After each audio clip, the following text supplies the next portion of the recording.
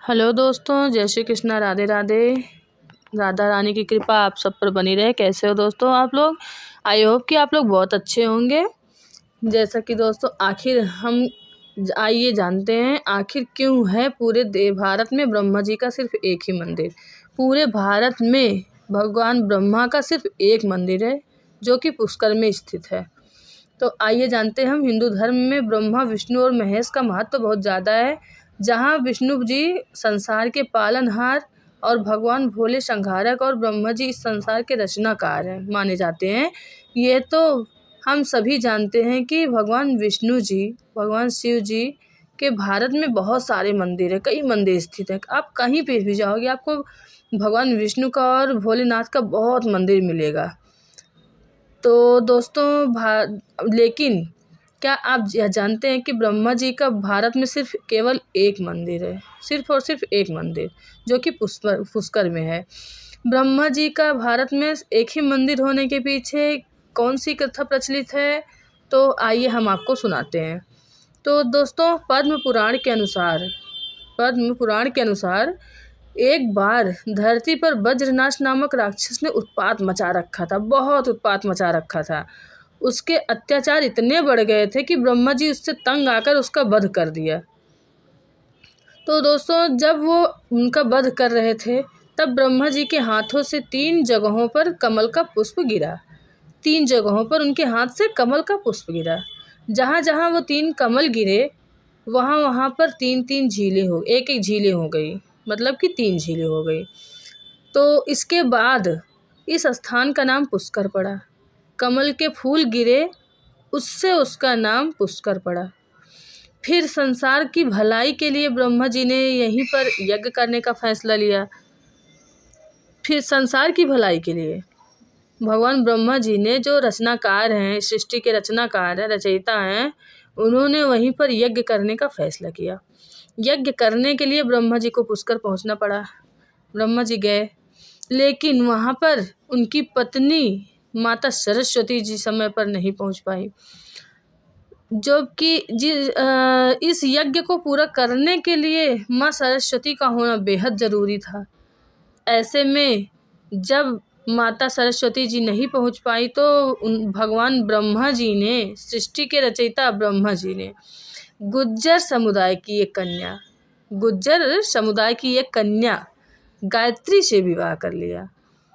विवाह तो किया, लेकिन दोस्तों आइए आगे जानते हैं क्या हुआ विवाह के होते समय।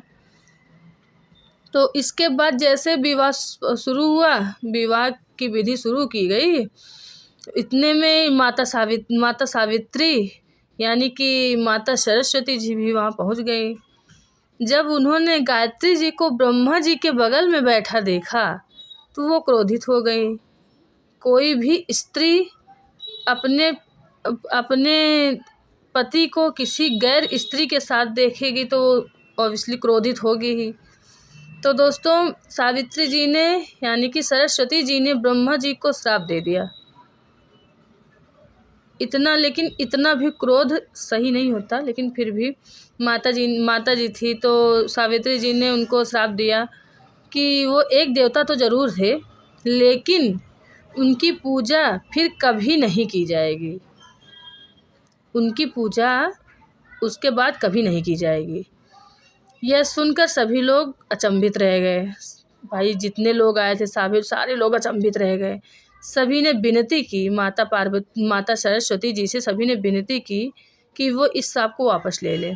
लेकिन दोस्तों श्राप निकलने के बाद, मुंह से कोई भी बात निकलने के बाद दोस्तों वो वापस नहीं ली जा सकती। कुछ भी हो जाए वो वापस नहीं की जा सकती। अगर मुंह से कोई चीज़ निकल गई तो दोबारा से वो वापस नहीं ली जा सकती। तो दोस्तों सावित्री जी ने ब्रह्मा जी को जब श्राप दिया तो सारे लोगों ने विनती की कि वापस ले लें वो श्राप, लेकिन माता पार्वती जी उस टाइम पे क्रोधित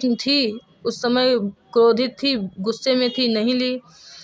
तो उन्होंने नहीं लिया। फिर भी जब उनका गुस्सा शांत हुआ, ठंडा हुआ, तो सरस्वती जी ने कहा कि इस धरती पर पूरे धरती पर, पूरे विश्व में सिर्फ पुष्कर में आप उनकी पूजा की जाएगी।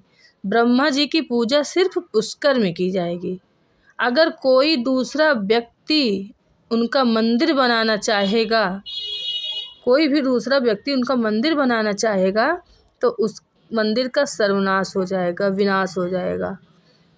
जिस कारण आज पूरे विश्व में सिर्फ एक मंदिर है विष्णु ब्रह्मा जी का, वो भी पुष्कर में है।